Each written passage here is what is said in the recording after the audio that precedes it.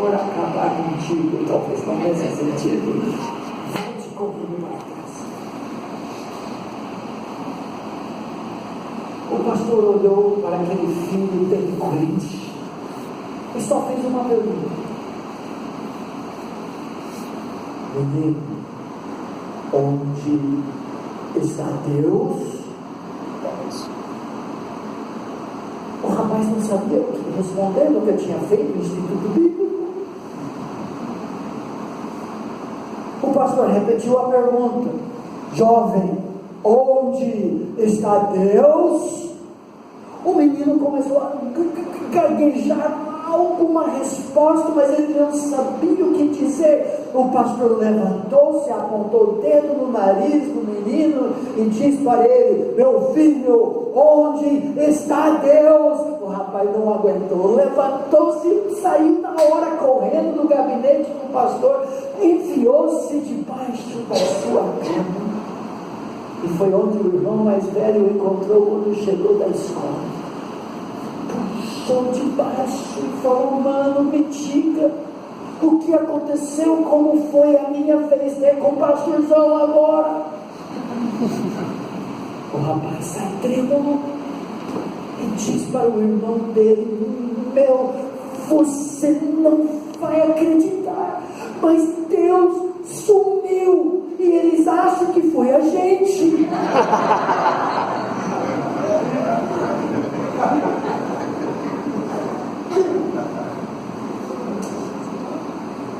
Eu tenho boas notícias para todos nós.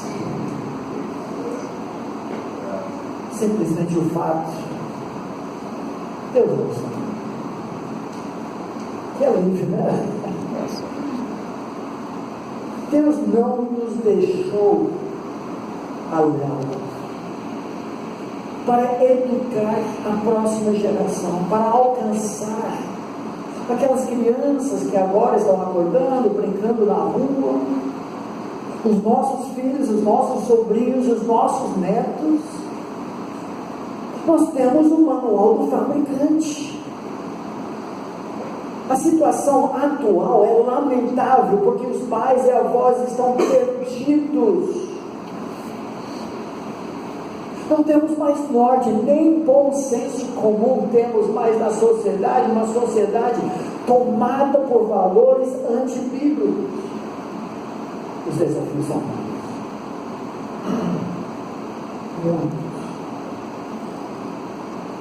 Não sei se já houve dias mais difíceis para educar a próxima geração, talvez sim, mas os desafios hoje são grandes. A pressão da mídia, a alta tecnologia. Eu e a minha esposa não conseguimos assistir Netflix ou um DVD sem a nossa filha caçula montar tudo para nós. Quando ela se casar, que se eu puder ajudar um pouco nisso daqui a 20 anos, ela só tem 23, então é muito cedo. Eu não sei o que nós vamos fazer. É um novo mundo para a nova geração, novos padrões de entretenimento. A globalização literalmente fez com que o mundo todo fosse do nosso quintal. Legislação antifamília, questões de ideologia de gênero, que eu nem gosto de falar, que me dá nojo. Esse é o mundo que nós vivemos. Tramitando no Congresso, são leis cada vez piores, legalizando tudo e nada nos surpreende. Materialismo, consumismo, tudo isso, meus amigos, isso nos leva a uma situação em que há inversões de valores. Os pais confusos, intimidados pela sociedade, pela escola, pelos próprios filhos, pais ausentes, correndo atrás da riqueza, da avareza, culpados porque largam os filhos o dia todo, e por isso, quando finalmente todos estão em casa, muitas vezes os pais têm medo de enfrentar, de contrariar os filhos, porque não conhecem os filhos. Não querem que os poucos momentos que têm juntos sejam para dar bronca. O que acontece, então, os filhos estão a léu. E o que me ter te entregado mais que qualquer outra coisa. Eu não sei se eu estou ficando velho, eu acho que é isso, né? Essas coisas me irritam. Perde padrões de educação. Em meio a tudo isso, nós somos orgulhosos da nossa tolerância. Eu não sei se você sente da mesma forma, mas a sociedade, os padrões de educação têm nos ensinado que tolerância é a maior virtude que existe. A única coisa que não toleramos são aqueles que não toleram tudo. Ou seja, o mantra do mundo pós-moderno é que o único absoluto é que não existem absolutos. É que é proibido proibir. Não pode dizer não pode. É um contrassenso, não é? Mas esse é o mundo em que nós vivemos. Eu tenho uma palavra que eu aprendi no aconselhamento bíblico em resposta a tudo isso. Chega! Diga comigo. Chega! É um absurdo, meus amigos. Pais são pais, filhos são filhos. O filho tem que honrar, obedecer, respeitar o seu pai. O pai tem que desbravar fronteiras, proteger o filho, ensinar o filho e, quando necessário, contrariar o filho. O pai tem que ser sábio, tem que adquirir a perspectiva do alto sobre as entradas e saídas desse labirinto chamado vida. O filho não sabe, ele é como uma cobaia, um rato vendado dentro do labirinto da vida. Ele acha que sabe, é sábio aos seus próprios olhos. Nós temos que ajudá-lo. Colocar uma cabeça velha sobre ombros jovens. Esse é o processo. É uma tragédia quando o povo do livro da própria igreja tem orgulho da sua tolerância de desobediência, desrespeito. Nós tivemos uma igreja na Romênia, ministrando para um grupo mais ou menos desse tamanho, um pouco menos. As igrejas são muito pequenas na Romênia, ministrando sobre a educação de filhos. O tempo todo da mensagem tinha uma criança de 4, 5 anos de idade, pelo menos isso, 4 anos, com um caminhão, um brinquedo, andando para cá, para lá, no meio da mensagem,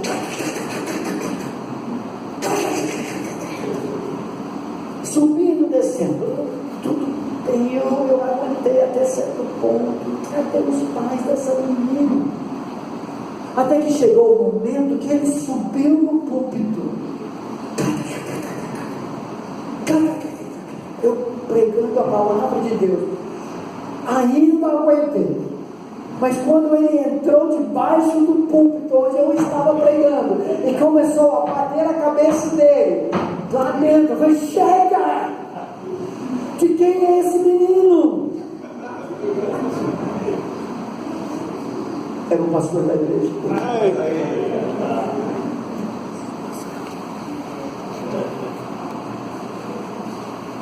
Irmãos, essas coisas não devem ser assim.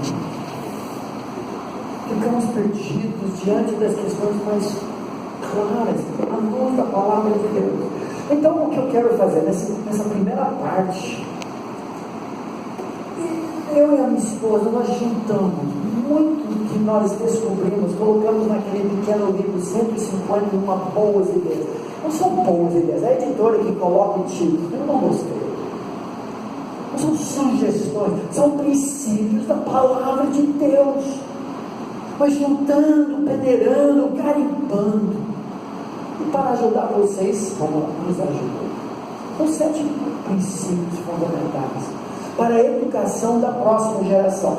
Depois disso, vamos nos esticar, alongar um pouquinho e trabalhar o que é a essência da questão. Como alcançar o coração da próxima geração. Não sei se você gosta de anotar, tirar foto das coisas, mas eu recomendo que você grave de alguma forma os 7 princípios fundamentais para sermos pais, avós e uma igreja bem sucedida. Eu vou rápido. Número 1, prontos? Já tratamos ontem. O relacionamento saudável dos pais é o ponto de partida para famílias, para filhos saudáveis. O relacionamento saudável dos pais é a plataforma sobre a qual se constrói a vida dos filhos. Ou seja, se mamãe e papai não vão bem, complica, não impossibilita, mas complica muito a educação dos próprios filhos. Lembra que ontem, vocês que estiveram conosco, nós vimos em Gênesis capítulo 1, o plano de Deus começa com o casal. Implícito é todas as coisas sendo iguais, e na providência soberana de Deus, Ele permite que filhos nasçam dessa união. Criou Deus, pois, o homem à sua imagem, a imagem de Deus o criou, homem e mulher. Essa é a ideologia de gênero bíblico. Os criou. E Deus o casal, casado, abençoado por Deus, lhes disse, primeira ordem da Bíblia, meu amigo, em ordem bíblica, pelo menos, para o ser humano, sede fecundos, multiplicai-vos, enchei a terra. Aquela ideia de espalhar adoradores em espírito e em verdade os nossos filhos. Como veremos no segundo princípio, missões começam no lar. Depois Deus viu que tudo era bom, melhor, muito bom. Notem que nesse momento que era muito bom, não havia nascido nenhum filho. Talvez por isso fosse muito bom, não sei. Era só o casal dormindo a noite toda, uma tranquilidade. Mas no início do sangue seria a vida dos filhos. O final, por isso, deixa o homem, pai e mãe, se une a sua mulher, tornando-se os dois em uma só carne. Tudo no texto grita que o relacionamento dos dois, o que nós vimos ontem à noite, o DNA do casal, é a chave. Os filhos vão embora, precisam ir embora, pelo menos depois de 45 anos. Mas esse relacionamento é fundamental. Lembra que nós trabalhamos a questão dos filhos que entram no meio? Lembra que o meu filho adotivo ontem à noite? O eixo pai, filho, mãe, filha não é a base da igreja. Tem que ser o relacionamento a dois. Agora, pergunta, e os pais solteiros, estão condenados? Não. Mas a lição é a mesma. O pai solteiro, a mãe solteira, viuvez, divórcio, gravidez fora do matrimônio, e agora conhece a Jesus e tem um filho. O filho precisa saber que não é o centro do universo.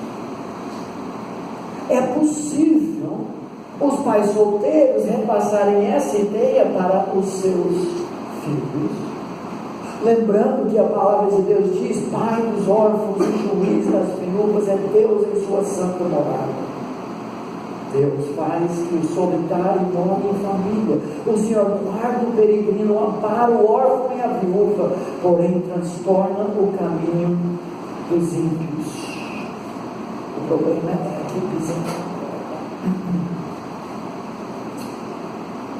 então, assim como os pais, pai e mãe, os pais criando seus filhos sozinhos, que não tem outro para mostrar a centralidade desse eixo, que também serve de reflexo da glória de Deus, precisa deixar claro para o filho que o mais importante em sua vida é seu relacionamento com Deus. O filho é muito importante, um membro bem-vindo ao círculo familiar ou à família, mas não é o centro. O provérbio chama isso crianças sábias aos seus próprios olhos. Isso é primeiro princípio. Cultivar a amizade conjugal. Dar para os filhos a segurança de que mamãe e papai estarão em casa, estarão bem quando eu chego da escola. Quantos de nós fomos criados em lares em que não sabíamos disso? Ameaças de fuga, de divórcio, de separação, e nós estamos lá fazendo prova de matemática, mas nós estamos pensando na nossa família. Isso racha o coração da criança, de muitos de nós.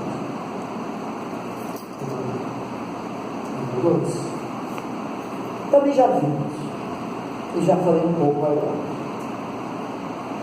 O princípio número 2 diz assim: o propósito de ter filhos é criar adoradores para espalhar a glória de Deus ao redor do mundo. No jardim do Éden, Adão e Eva sozinhos não era suficiente, porque Deus queria compartilhar a sua glória, a beleza do seu ser com muita gente. O alvo missionário de Deus sempre era encher a terra toda com adoradores. Meus amigos, é fascinante perceber que em Gênesis, capítulo 1, Deus já fala das duas paixões da alma dele: a família, missões, refletindo a sua glória. A família deve ser o primeiro centro de missões. Hoje é o campo missionário, mas o que Deus espera de nós é que nós criemos os nossos filhos não para nós mesmos, mas para abençoar o mundo. Gênesis 1:28. E Deus os abençoou. Ele disse: multiplicai-vos, enchei a terra com que? Com adoradores, reflexo da sua imagem, para declarar a sua glória, seu peso, suas virtudes. Deus queria adoradores no globo inteiro. Então eu gosto do que o autor do pastor John Piper diz quando ele fala: o casamento deve fazer filhos e discípulos de Jesus. Esse propósito do casamento não visa apenas acrescentar corpos ao planeta. A questão é aumentar o número de seguidores de Jesus na terra. O propósito de Jesus ao fazer do casamento, o propósito de Deus ao fazer do casamento o lugar de ter filhos, nunca foi apenas o de encher a terra com gente, mas o de enchê-la com adoradores do Deus verdadeiro. Eu tenho uma pergunta diagnóstica para nós que somos pais. Como estamos indo na tarefa de resgatar os nossos filhos para a glória de Jesus? Segunda pergunta: os nossos filhos são uma bênção aonde quer que for? Pastor Davi, meu filho tem 2 anos, ele é um terror. Eu entendo, nós já passamos por isso. Todos os nossos filhos herdaram a natureza pecaminosa da mamãe, do papai.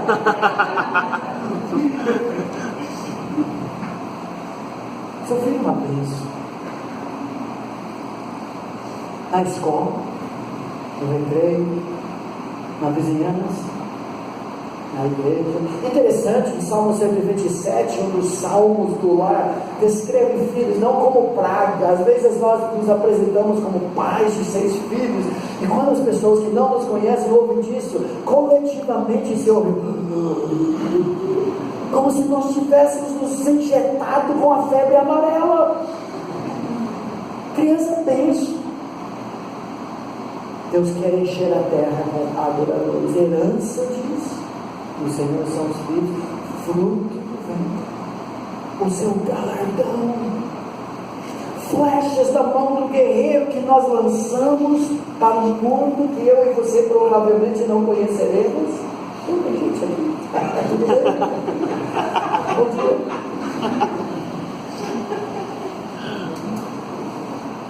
Isso chama-se legado. Os nossos filhos continuarão sendo uma bênção no mundo quando nós já éramos. Que oportunidade, que privilégio. Ontem nós estávamos conversando um pouco, junto com os pastores. No mundo hoje nós temos tantos promovimentos, especialmente para as mulheres. Tem uma carreira, ganhe dinheiro, conquiste esse mundo. Você vê isso, pichado, vandalismo em muros da sua cidade. Eu já vi, Dia Internacional da Mulher. Quem está falando sobre a maternidade? O que será dessas mulheres com 70, 80 anos de idade? Quem vai cuidar delas? Que asilo vai hospedá-las? Quem vai visitá-las? Podem vender um monte de contrato, de bugigangas. Quem está exaltando o privilégio? Quando Deus concede para deixar um legado de bênção. Feliz o homem que enche deles a sua aljava, não será envergonhado quando pleitear contra os inimigos. Amém. Terceiro princípio. Agora vem as más notícias. O pecado corrompeu a natureza da criança. No jardim era uma coisa, quando o pecado entrou, primeira reação do casal, Adão e Eva, foi cobrir a sua nudez. Não tinha nada a ver com o primeiro pecado. O texto deixa muito claro, eles cobriram seus membros reprodutivos, genitais. O que isso tem a ver? Gênesis 3:7. Porque não cobrir os olhos com lente escura para não ver o fruto proibido? Porque não colocar uma luva grossa para não poder pegar o fruto? Porque não tapar os ouvidos para não ouvir a voz da tentação? Não faz sentido nenhum, a não ser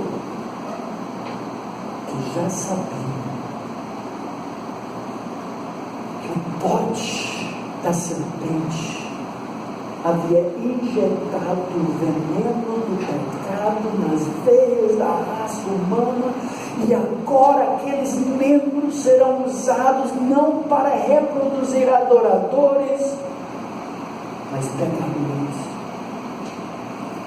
O filósofo John Locke, muitos seguiram o seu exemplo, ensinou que a criança é uma tábula rasa, um quadro em branco. Basta você condicionar o ambiente, treinar como se fosse, acho que robô não se treina, né? Mas cobaia numa roda viva, rato no laboratório. O problema da criança não é o coração, o problema da criança é o condicionamento, é o ambiente. A Bíblia diz não. O problema da criança é o que Provérbios diz. Estultice. Está amarrado. Tem todo mundo amarrando o diabo. Está solto. Muito bem hoje. E muitas vezes ele está solto na vida dos nossos filhos. A estultice está ligada ao coração da criança. Davi, no Salmo de confissão, Salmo 51, diz assim: eu nasci na iniquidade, em pecado me concedeu a mãe. Não está dizendo que o ato que o gerou foi pecaminoso, está dizendo que eu sou pecador desde o ventre, desde a concepção. Alguém precisa me socorrer. Quem vai fazer isso? Resposta: os pais. As Escrituras. Deus chama os pais para resgatar a sua imagem. Nossa, uma missão de resgate. Leia junto comigo o que diz Efésios 6, 4. Todos em voz alta. E vocês, pais, não provoquem seus filhos a ira, mas criem-nos na disciplina e na admoestação do Senhor. O pecado corrompeu a natureza, o reflexo da glória da imagem de Deus, mas os pais são chamados, e é interessante, a palavra no texto original do Novo Testamento grego, traduzindo pais, é a palavra masculina. Antes, alguns versículos diz: filhos, obedecer a vossos pais, só que uma palavra genérica, coneus, mamãe e papai. Só que o responsável pelo bom mandamento do lar e o resgate dos filhos à luz das Escrituras é o papai. Ele é o líder, ele é o pastor da sua família, ele é protetor das almas dos seus filhos. A palavra pateres, usada nesse texto, designa normalmente, quase que exclusivamente, o homem estranho, especialmente na cultura romana. Mas é nossa responsabilidade.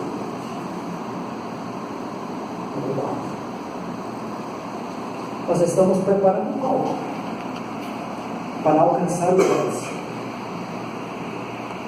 O alvo dos pais é nada mais, nada menos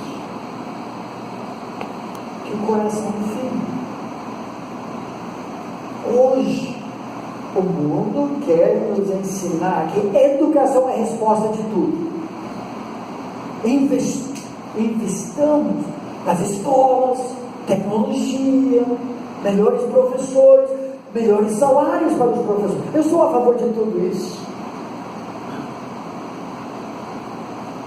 Mas educar a criança sem dar-lhe Jesus é criar um diabo mais esperto.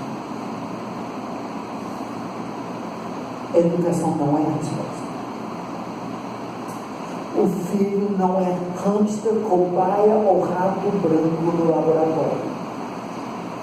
Não podemos nos limitar nem seguir conselhos de construtivismo. Nós vamos deixar a criança construir a sua realidade. Muitas escolas seguem essa teoria em que a criança é quem manda. Pai não é mais pai, professor não é mais professor. E nós desconsideramos o coração do filho, que é a gente. O filho pode até ser controlado como um robô enquanto a pilha tem alcance. Mas quando o filho está fora do seu alcance, se você não alcançou o coração, é caos. Voltando. Quando se trata do coração, acho que você já sabe, mas nós não estamos falando do órgão, estamos falando da essência da pessoa, intelecto, emoção, vontade, todo esse conjunto da essência de ser, o coração da questão. É a questão do coração. Leia junto comigo Provérbios 23, o apelo do papai, todos. Dá-me, filho meu, o teu coração, e os teus olhos se agradem dos meus caminhos. Outro texto bem conhecido, leia junto comigo. Sobre tudo o que se deve guardar, guarda o teu coração, porque dele procedem as fontes da vida. O coração é tudo a luz das Escrituras. O Senhor. Os pais, eu acrescento aqui também hoje, muitos de nós, avós, investimos muito na vida dos nossos filhos. Tem uma tarefa primordial para alcançar o coração, que é inculcar, gravar nas fissuras do cérebro e coração a palavra de Deus. Sim, pastor. Pulou 3 por 5? Não. É 4, é o alvo dos pais é o coração. Obrigado. Tá bom. Eu entendo que o irmão é um pouco mais lento, mas a gente vai devagar, tá bom? muita aprendizagem faz isso, né? Quando se faz mestrado, doutorado, essas coisas, né? O pastor Ademar deve prestar atenção também. Ele não esquece que ele só tira foto de tudo, então... Gente, o texto de Deuteronômio para a nova geração, garantindo a continuidade da aliança, diz isso. Notem a ênfase nos pais. Começa conosco. Ouve, Israel, o Senhor nosso Deus é o único Senhor, não tem concorrente. Amarás, pois, o Senhor teu Deus, papai e mamãe, de todo o teu coração, de toda a tua alma, de toda a tua força. Essas palavras que hoje te ordeno estarão no teu coração, papai e mamãe, e tu, e a palavra inculcarás é muito forte. A palavra foi usada de uma flecha sendo afiada repetidas vezes para penetrar o coração da caça. Os pais preparam a palavra de Deus de forma apropriada, criativa, contundente, breve para alcançar o coração do filho. É tempo formal e informal. Delas falarás aceitável em tua casa, tomando a refeição, andando pelo caminho, ao deitar-te, ao levantar-te, momentos oportunos. As atarás como sinal na tua mão, frontal entre os teus olhos, nos umbrais de tua casa, nas tuas portas. Papai e mamãe, nós não podemos exportar o que nós não importamos para nós. Aqui entra uma questão controvertida, não sei se é controvertida nem polêmica, mas o que alguns consideram o antiquado, o obsoleto, chamado culto doméstico. A gente fala muito na igreja, tu terás culto doméstico, e às vezes por culpa nós chegamos em casa e juntamos a família às 8 horas da noite, todo mundo chega, as crianças estão assistindo o seu desenho animado predileto, ou jogando um videogame que gosta demais, e o papai chega e cancela tudo, apaga tudo, ele tem bibliona debaixo do braço, já pôs terno e gravata inclusive. Agora faremos o sagrado culto doméstico. E todo mundo sai correndo. Não é isso. Só que a gente fala sobre o que deve fazer e não mostramos. Eu queria que a minha esposa, embora eu sempre dirigia nosso tempo, culto doméstico, havia momentos em que o papai não está presente, a mamãe faz isso, participa disso, mas sugerir de forma prática. Vocês que ainda estão criando, têm filhos em casa, como pode ser? Tanto para os pequeninos como para outros. Vocês poderiam nos ajudar? É assim. Comece cedo. Muitas vezes pensamos, por que eu vou fazer com o bebê? Não entende nada. Mas no mínimo você está criando um hábito logo de cara de ter um pouco tempo com o seu filho desde o começo. Ele não vai lembrar uma época em que não houve culto doméstico em casa, e aos poucos vai ficando alguma coisa na mente dele que seja apropriado conforme a idade. Então, criança pequena são 2, 3 palavras por página, com desenhos muito grandes, você vai virando a página rapidamente. O filho cresce, compra aqueles livros com um pouco mais de história, chega uma hora que você consegue ler mesmo da Bíblia, mas seja apropriado conforme a idade da criança. Seja breve. Uma criança pequena, que nem a Radassa, nossa netinha em casa, que não tem nem 2 anos ainda, 3 minutos, 5 no máximo, nosso culto doméstico com ela. A criança vai crescendo, dá para estender o tempo. Não tem nada bíblico, nada espiritual em você falar e tem que parar porque o filho não aguenta mais. É melhor você parar enquanto eles ainda estão querendo mais do que parar porque já pegaram no sono. Seja bíblico. Tem muito material por aí, mas veja com muita cautela, porque tem histórias bíblicas que não são muito bíblicas. Então, avalie bem aquilo que você está comprando, o material que você está usando, para que seja realmente um bom material. Seja criativo.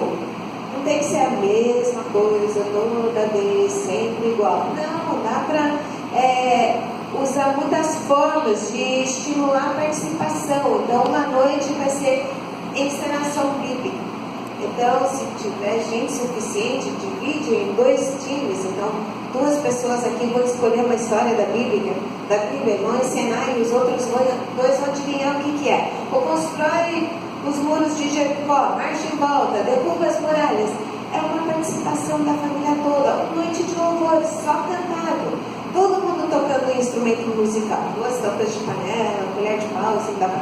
Se não mora em apartamento, melhor não, se estou me defendendo, se dá para fazer barulho ou não. Mas tem a participação de todo mundo. Use provérbios. Para quem tem filho na idade junior, adolescente, jovem, leia 2, 3 versículos de provérbios e converse sobre aquilo, extremamente prático. O pai em provérbios clama para o filho e ensina as coisas práticas da vida. Equilibre o ensino informal com formal. O formal é esse que a gente está falando, de separar um tempo para estudar em família bíblica. Mas o informal é você aproveitar as dezenas de oportunidades que temos todos os dias para ensinar um princípio bíblico. Uma conversa entre amigos, uma briga entre irmãos, alguma coisa que viram na televisão, algo que vocês presenciaram no supermercado. Tanta coisa acontece ao nosso redor que dá para a gente aproveitar da situação e ensinar algum princípio bíblico. Então faça aquilo que funciona na sua realidade, na sua família, mas faça. Podemos conversar mais também nos intervalos, durante o dia. Os últimos 2 princípios nós vamos nos levantar para entrar na segunda parte. Número 6, nós vamos trabalhar mais depois. Mais é palavrão para muitos hoje. A disciplina tem como função apontar o pecado para alcançar o coração. A primeira vara da infância e juventude. Infelizmente, muitos não conhecem mais. Nós vamos explicar depois um pouco mais sobre essa questão de vara. É simbólico, é literal, como deve ser usado, com filho de 18 anos ou 18 meses. Como que funciona isso? Agora a palavra de Deus fala da importância da disciplina. E nós estamos hoje colhendo o fruto podre de uma sociedade inteira impune, onde tudo termina em pizza. Eclesiastes diz assim: como se não executa logo a sentença sobre a má obra, o coração dos filhos dos homens está inteiramente disposto a praticar o mal. Você quer uma ilustração mais gráfica do que nós estamos vendo hoje? Quando a criminalidade não é castigada, isso será que começa no Congresso? Não, meu amigo, começa em nossos lares. A disciplina bíblica não é punição, visa restauração. A disciplina na igreja está banido, você não toma ceia por 30 anos. O que é isso? Isso é castigo vingativo. Disciplina tem que ser praticada e tem que administrar dor em algum sentido para que a criança corra do pecado. A justiça está ligada ao coração da criança, disse aquele versículo, mas a vara da disciplina a afastará dela. O verbo também diz assim: o que retém a vara aborrece, ou seja, o que não disciplina de forma homeopática uma dor pelos pais para evitar a dor da sociedade, do desemprego, do patrão, da polícia. Em casa não pode tudo terminar em pizza, não. As crianças precisam saber que o pecado é dor. O que ama a criança sempre o disciplina. Nós veremos, a vara é só um instrumento muito indicado nos primeiros anos de vida, quando a criança não tem um raciocínio abstrato. para associar crime e consequência. Deixar uma criança de 18 meses ou 2 anos de castigo no seu quarto por 3 horas, refletindo na maldade do seu coração, não funciona, meu amigo. É um absurdo isso. Precisa sentir e ser restaurado logo em seguida. Onde grande ira, diz o texto bíblico, tem de sofrer o dano. Se tu o livrares, virás a fazer tudo de novo. Provérbios 19. Último princípio. O investimento sério hoje paga juros. Esse é o ministério que a minha mulher, minha esposa, tem tido na vida de casais, mulheres jovens, que estão com 2 crianças pequenas, de 1 ano, de 3, 4 anos, e parece que ela só fala não o dia todo, o tempo que ela está com seus filhos. Só tem uma palavra no vocabulário: não, não, não, não, não, não, não. Lá por volta dos 7, 8 anos, pode introduzir outros vocábulos, sim, de vez em quando. Ah, Davi, você é americano carrasco, né? Essa ideia é não é isso. Mas vocês, mães de crianças pequenas, precisam ser encorajadas. Vale a pena esse investimento. Não terceirize isso para outras pessoas. Invista na vida dos seus filhos. Muita disciplina nos primeiros anos, mas depois, o que Provérbios 22:6, o versículo talvez mais mal interpretado da Bíblia, mas no mínimo deixa apontar ao fato de que o texto não diz: leva seu filho para a escola bíblica dominical com 23 anos, mesmo que se desviou na adolescência, juventude, você sabe, jovem é jovem, mas a Bíblia promete que algum dia ele volta correndo, promete coisa nenhuma. O fato é que o princípio desse versículo, que admite que exceções, oferece muito mais que isso. Notem que o texto diz: ensina a criança no caminho em que deve andar, e mesmo quando for velha. O texto não diz: o filho vai se desviar, mas algum dia ele volta. O texto diz: mesmo quando papai e mamãe são velhos, a criança não se desvia. Como pai, isso me anima muito mais do que o filho sair de casa, aprontar na vida, voltar grávida, tendo engravidado, viciado em drogas, alcoólatra, mas pelo menos voltou para a Santa Igreja. Por isso o Provérbios também diz: corrige o teu filho e te dará descanso, dará delícias atual. O investimento sério hoje, muito trabalho, mas vale a pena. A palavra traduzida delícias só foi usada 2 ou 3 vezes no Antigo Testamento, sempre de banquete. Imagine, melhor churrascaria do mundo, frutos do mar, picanha ao alho, bacon, tudo isso. Desculpa. Gente, que coisa fantástica. Ok, levante-se. Eu sei que todo mundo já abraçou 30 mil pessoas, mas estique um pouco. Nós só temos mais 24 minutos, gente, e a parte mais importante está por vir. Mas dessa vez, para não esmagar tanta gente como ele e o Mar fez comigo, só cumprimenta as pessoas ao seu lado, tá bom? E nós já vamos voltar. Muito prático, que tem a ver com o pastoreio do coração. Hoje isso virou chavão, né? Por causa de um excelente livro do pastor autor Tema, chamado Pastoreando o Coração da Criança. E muitos dos princípios que já há muitos anos compartilhamos são baseados ou coerentes com aquele livro.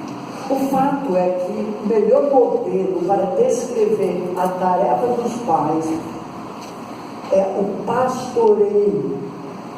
Você pensa, Davi, eu não sou pastor. Se você tem filhos, você é. Se tem netos, você é um pastor nesse sentido. Como às vezes chamou a minha esposa e a sua também, pastora. em casa é.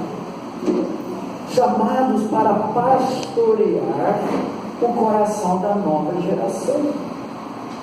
São 3 fatores principais na educação dos nossos filhos, à luz das Escrituras, que correspondem quase que exatamente às tarefas do pastor do rebanho. Em primeiro lugar, a intercessão. Lembra, os apóstolos falavam: nós não vamos largar o ministério da oração, intercessão e da palavra. E provavelmente a ligação é a intercessão pela ministração da palavra. Não é só temos doentes, impondo as mãos e tudo. A ligação é: nós vamos clamar a Deus e investir em nossa vida para que a palavra seja frutífera. Irmãos, nós pastores, essa é a nossa paixão, vivemos para conduzir as ovelhas aos pastos verdejantes da palavra. Mas para isso nós intercedemos. Há um Deus soberano, único, capaz de transformar o coração de qualquer um. Os pais e os avós, seguindo o modelo de Jó, em Jó capítulo 1, fazem isso. Segundo lugar, segundo fator, é a responsabilidade dos pais na instrução. Intercessão, instrução. A palavra pressupõe que os pais sabem. E se não sabe, vai descobrir para ensinar os seus filhos os caminhos. A maior parte de todos os textos da Bíblia sobre a educação de filhos trata de instrução. É o que o livro de Provérbios faz. Mas intercessão e instrução sem intervenção. Você fala até ficar roxo. Para seu filho. Você pode até interceder, mas se a hora do filho se desviar do caminho, você não fizer nada para o filho, é tudo de boca para fora. Papai falou, mamãe falou, mas na hora H, quando eu me desviei do caminho do Senhor, não fizeram nada. E a ideia da intervenção é chegar junto e trazer de volta o filho para o caminho do Senhor. Nós podemos até associar cada um desses fatores com um símbolo. Fale comigo. Intercessão, instrução, intervenção. A gente brincava sempre que a máquina de datilografar, que sempre terminava cada linha com aquele... Podemos até brincar. Intervenção. Intercessão, instrução, intervenção. Muito bom. Mas por que pastorear educação? 3 necessidades urgentes. Eu chamo de doenças porque é uma metáfora, mas de fato são pecados. Em primeiro lugar, câncer espiritual. A razão por que nós precisamos interceder, instruir e intervir é porque tem um tumor de pecado no coração. E se não for extirpado, vai espalhar com metástase para encher a vida toda. Já vimos o versículo? Justiça, pecado está ligado ao coração, assim na iniquidade.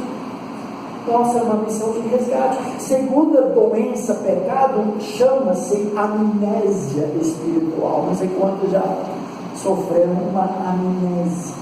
Eu sim. Eu acho. É que eu não lembro. As piadas têm melhorado desde a sua aula, né? Você percebeu isso, pastor? Jogando futebol. Subiu 5, 6, 7 metros no ar, dá uma cabeçada. Só que voltei para o planeta Terra de cabeça. Quando eu acordei, amnésia. 2, 3 semanas da minha vida apagadas. Foi isso que nós já lemos em Deuteronômio, mas tem vários textos em Deuteronômio que tratam disso. Então somente guarda-te a ti mesmo, e guarda bem a tua alma, e te não esqueças daquelas coisas que os teus olhos têm visto. Guardai-vos que não esqueçais da aliança do Senhor vosso Deus. Guarda-te para que não esqueças do Senhor, guarda-te que não te esqueças do Senhor teu Deus. Se te esqueceres do Senhor teu Deus e andares após outros deuses, perecereis. Coisa mais trágica é a amnésia espiritual. E a Bíblia fala muito, mas tem uma terceira doença: pecado, câncer espiritual, o coração corrompido, amnésia espiritual, o esquecimento numa nova geração dos atos e da palavra de Deus. A terceira doença eu chamo lepra espiritual. Afeta as mãos, o corpo todo. Em 1978 eu preguei nessa igreja. Eu já tinha 20 anos de idade. Era uma colônia de pessoas leprosas na África. Eu vi os efeitos que ansemias causam na vida de uma pessoa, não diretamente, indiretamente, porque essa pessoa perde a sensibilidade à dor, encosta num fogão quente, não sente o perigo, não remove a mão e perde a mão. Ah, meus amigos, os pais que recusam ser os administradores principais do presentão de Deus que chama-se dor. Pastor, em nome de Jesus, não diga isso. Dor é dom de Deus. Nós temos igrejas inteiras espantando em nome de Jesus a dor da vida das pessoas, mas a dor é talvez o maior instrumento, ferramenta nas mãos de Deus para nos esculpir a imagem de Cristo. Em nome de Jesus, você espanta o que Jesus mandou para aperfeiçoar a sua vida. Deus chama os pais para administrar hoje uma dor homeopática, sob controle, sob medida, não para machucar, nunca em órgãos vitais, nem ossos pequenos, sempre no lugar, na medida do possível, amplamente forrado para receber uma dor ardente por alguns minutos, para poupá-lo de uma eternidade de dor no inferno. Será que eu posso ser mais claro que isso? Quando o governo, quando o diabo tira das mãos dos pais esse instrumento que proporciona o que eu chamo de nervos espirituais, que vão, desculpa dizer, do bumbum até o coração, precisa estimular esse nervo para acordar no coração: eu sou um miserável pecador. O pastor Davi fala assim em autoestima do filho. Autoestima nada. Meu filho é um terrível pecador que precisa saber disso para ser achado. Por isso aquele versículo de Efésios fala para criar os filhos na admoestação e disciplina. O Senhor, nós ilustramos já essa ideia de que a dor, a disciplina, tem como alvo esculpir a imagem de Cristo na vida do filho. Deus chama os pais para fazer justamente isso. Pastor Elmar, pode chegar rapidamente aqui. Aquela ideia, os pais são como talhadeiras. O Espírito Santo veio o modelo original que é Jesus. O martelo da palavra é a ferramenta nas mãos do Espírito. Ele é o autor desse best-seller. Ele usa pais e professores, amigos, mas principalmente os pais. Tudo que não parece Jesus. Você gosta que eu faça isso com o papai? É gostoso. Ele precisa de disciplina. Eu posso pegar a vara. É muito grande. E aplicando a palavra, às vezes uma repreensão verbal, às vezes uma disciplina corporal. Quando isso vai vir? Nós entendemos que enquanto o filho ainda não desenvolveu um raciocínio abstrato para associar alguma consequência estruturada, perda de privilégio de andar de bicicleta por uma semana. Criança pequena não entende, não guarda isso. Só sabe que mentiu e o bumbum dói. E começa a aprender, o pecado dói. Quando começa a entender essas outras maneiras, porque tem razão, talvez com 6, 7, 8 anos de idade, não precisa mais da vara. São outras consequências. O alvo não é vingança. Você me fez passar mal, eu passei vergonha lá no Big, no Carrefour Extra, não sei qual supermercado que vocês têm aqui. Agora você vai ver. Não, nem na igreja, nem em casa. É a imagem de Jesus na vida do filho. Obrigado, filhão. Esse é o processo. Descobrir e ver Jesus formado na vida do filho. Isso nos leva para a pergunta principal. Eu queria que a minha esposa nos ajudasse.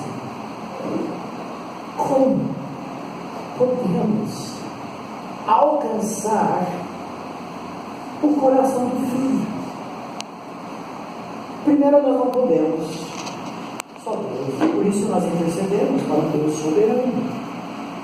Mas entendemos que Deus chamou pais como instrumentos principais para levar seus filhos a Cristo, resgatar aquela imagem e agora discipular os filhos, para enviá-los aos confins da terra, para plantar igrejas, para evangelizar crianças, onde mamãe e papai não conhecem.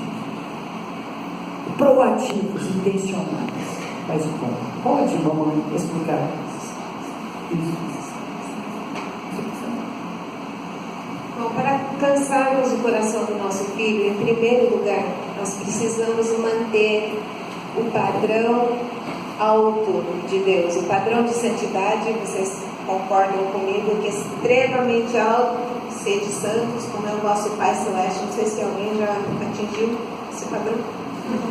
E o padrão de obediência bíblica também é extremamente alto, porque a obediência bíblica tem 3 características. Em primeiro lugar, a obediência bíblica, ela é imediata.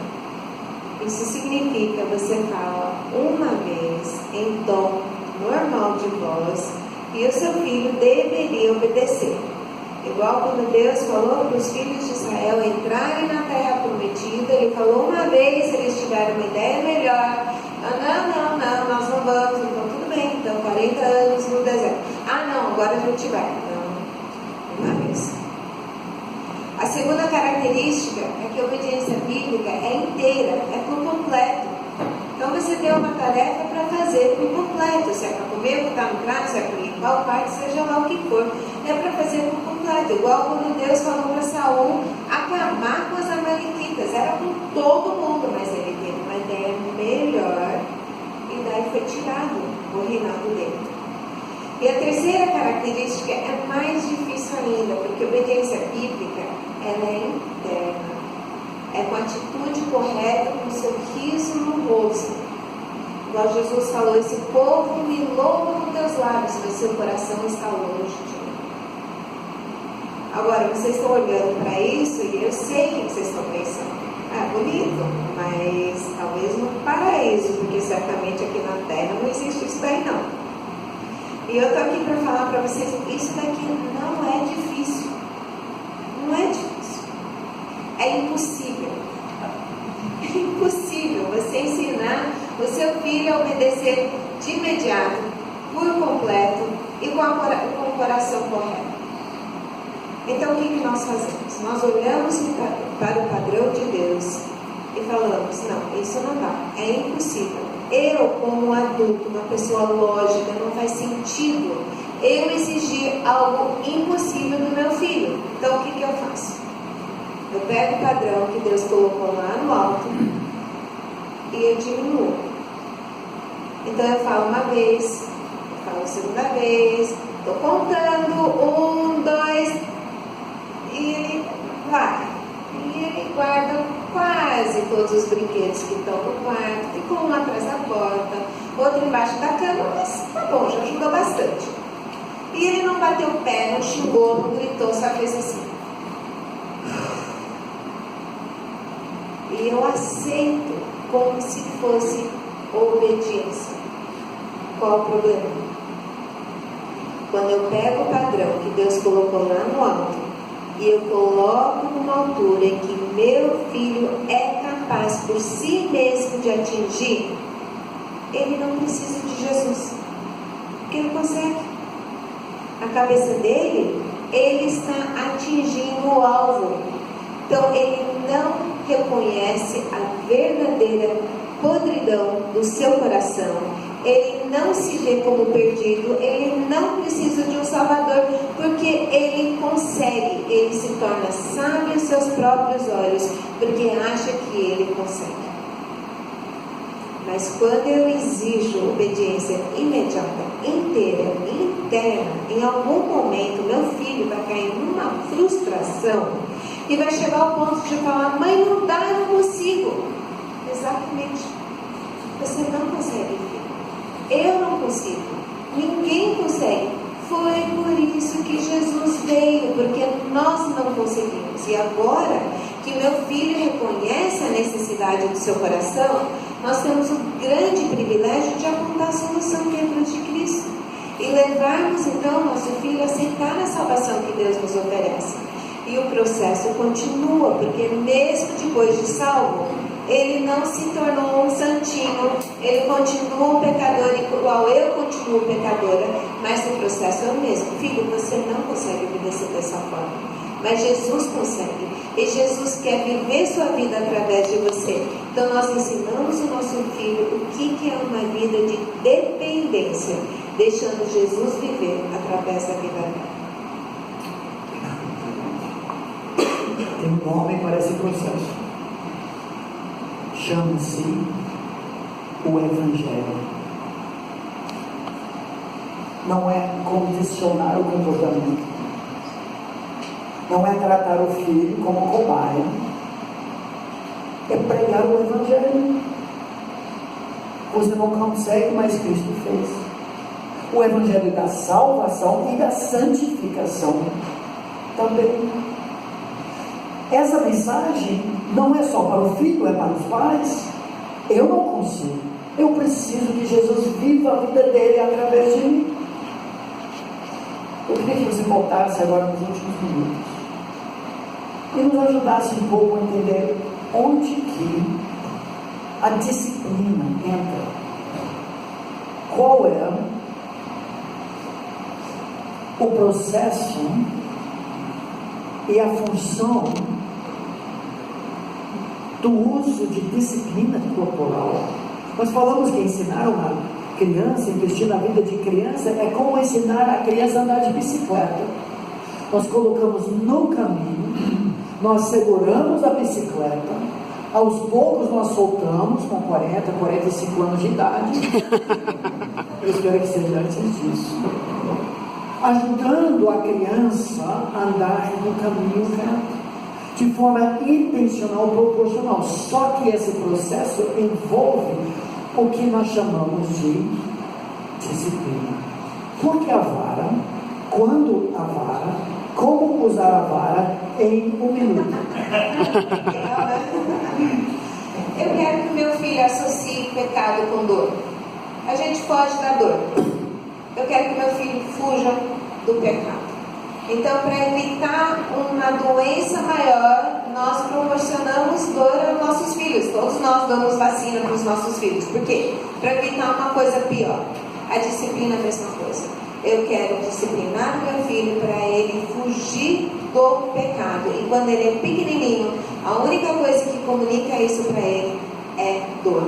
Pecado dói. Fuja do pecado.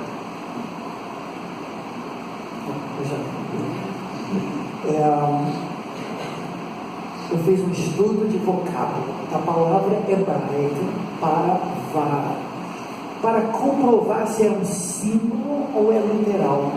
Isso vale a pena anotar. Eu descobri algo fascinante e profundo. A palavra vara nas Sagradas Escrituras, na língua original hebraica, literalmente diz, não sei se tem como anotar isso, mas talvez dá para lembrar mesmo.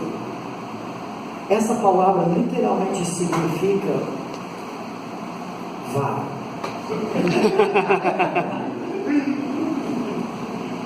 Tem um uso figurativo, a mesma palavra usada para tribo, uma ramificação de um tronco. Mas no uso literal, é um instrumento flexível, mamelo, bambu. Nós trouxemos cada 3 bambu por R$25. Ela testava na coxa dela antes de aplicar. Gente, hoje em dia nós temos que dar tantas qualificações. Em casa era 3 varadinhas. A gente até cantava 3 varadinhas. Para não exceder com força demais, para não exagerar muitas vezes, não deixando marca depois de alguns minutos, 10, 15 talvez. Não enviar para a escola desse jeito, nunca fazer isso em praça pública. Hoje nós temos que ser muito espertos como serpentes, visando restauração, não vingança do nosso filho.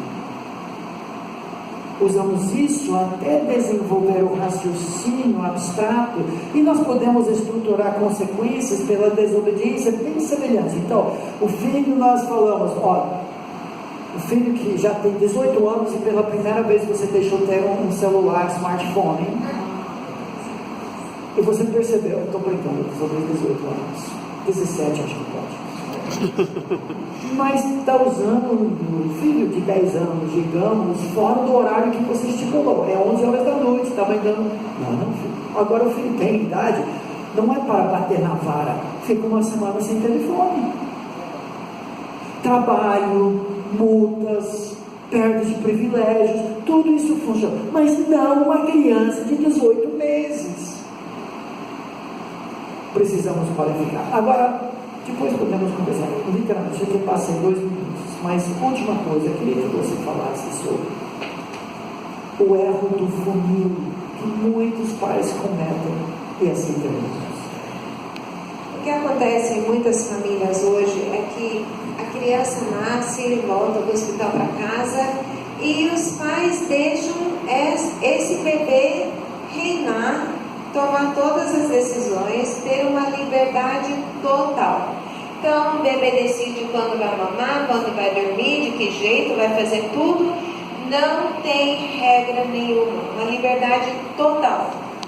Aí a criança vai crescendo e é bonitinho, ele está desafiando, não sei o que mais. A criança começa a crescer, chega na idade de junior por aí, os pais acordam, tem um monstrinho dentro de casa, porque a criança nunca aprendeu a obedecer, nunca teve nenhuma restrição, nenhuma regra, e agora os pais querem impor um monte de regra, um monte de ensino, e a criança não sabe lidar com isso. Por isso que a gente vê tanto adolescente pulando fora, porque os pais fecharam tudo de repente, a criança não soube lidar com isso e eles pulam fora. Nesse modelo, os pais queriam começar como maiores amigos, só que eles terminam o processo de criação como inimigos, porque o filho rebelou. Não deveria ser assim. Como deveríamos fazer? No início, a criança tem pouca liberdade. Nós somos os adultos, nós somos maduros, nós sabemos o que é melhor para o filho, não a criança. Então, nessa idade, nós decidimos tudo. Por quê? Porque estou providenciando muitas oportunidades para o meu filho aprender de obedecer. Porque eu falo, ele obedece. Eu falo, ele deve obedecer. Senão tem a consequência. E é numa idade quando o filho não vai lembrar de nada. Eu sou a mais chata quando o filho é pequenininho e não vai lembrar de nada disso. Por quê? Eu ponho todas as regras, as restrições, ele tem uma liberdade dentro de uma cerca bem fechada. A criança aprende a obedecer, aprende a lidar com isso, eu dou mais liberdade. Aí ele se deu bem com isso, eu dou mais liberdade. Então eu começo como uma autoridade, mas eu a cada vez estou dando mais e mais e mais liberdade, porque o filho soube lidar com isso, aprendeu a obedecer, aprendeu a se submeter, e nesse processo eu termino como maiores amigos do resto da vida. É isso. Poderíamos passar o resto do dia falando sobre isso. Mas você está com fome, eu também. Viu, pastor? Talvez poderíamos resumir tudo isso. Um resumo mesmo, mas em termos bíblicos. Que você pode comprovar, como pela graça de Deus, apesar de todos os nossos erros, temos comprovado. Não tenho maior alegria do que essa. Há de saber que meus filhos andam na verdade. Nesse exato momento, um dos meus filhos está ministrando a palavra em Atibaia. A filha envolvida no ministério lá. O genro, não sei se hoje é o dia que ele prega, pregando na congregação. O outro filho, que é pastor dos Estados Unidos, está pregando 1 Pedro, capítulo 2, 13 a 17, sobre submissão às autoridades. Não são fórmulas, é muita graça. Não é baseado na nossa experiência, e sim na palavra. Mas eu quero dizer, funciona. Tudo bem, Deus. Amém.